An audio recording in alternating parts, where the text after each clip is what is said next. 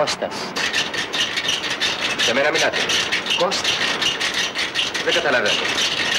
Τι θα πάρετε? Ένα... Καλά, καλά. Κώστα, 2 ούζες σε παρακαλώ. Το πρώτο πράγμα που πρέπει να μαθαίνει κανείς για τους μπάρμαν είναι το μικρό τους όνομα.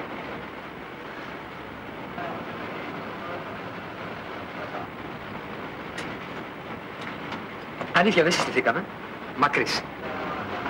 Φιλίπ. Από τη Ρόδο? Ναι. Πηγαίνετε στη Ρόδο για διακοπές? Εγώ. Όχι.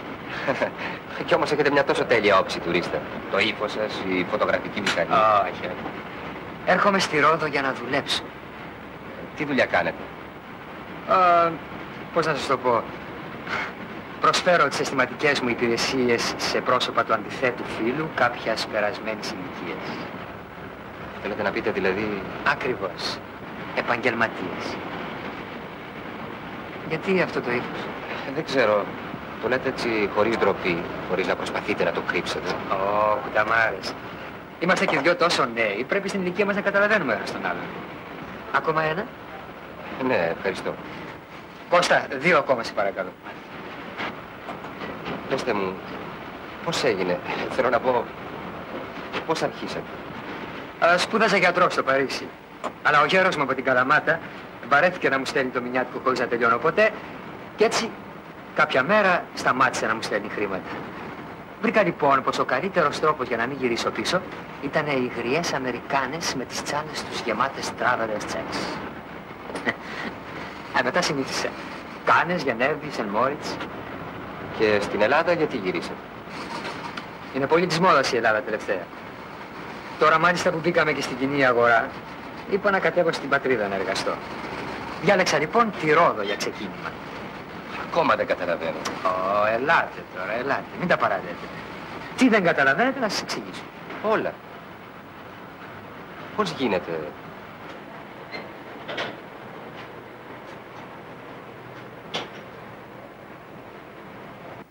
Θα σας πω. Αλλά γιατί να κάθομαι να σας εξηγώ και να μην σας δώσω ένα μικρό δείγμα της εργασίας μου. Μόνο που εγώ, ξέρετε, έχω ειδικευτεί σε κυρίες κάποιες περασμένες ηλικίες. Αλλά για σας θα κάνω μια προσπάθεια.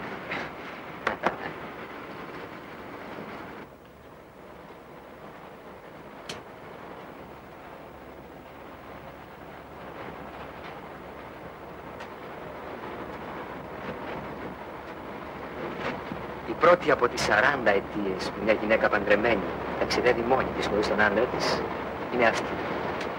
Πως τον έχει οριστικά και ανεπανόρθωτα παρέτει. Και οι υπόλοιπες 39 αιτίες? Θέλετε να τις ακούσετε μια-μια ή προτιμάτε το γενικό συμπέρασμα? Είμαι ένας άνθρωπος ανυπόμονος. Δώστε μου το γενικό συμπέρασμα. Με ποιο τρόπο θα τον αντικαταστήσει? Εσείς είστε το εμπόρευμα ή... ο ταξιδιωτικός αντιπρόσωπος με τα δείγματα? Ώστε η κυρία ενδιαφέρεται για το...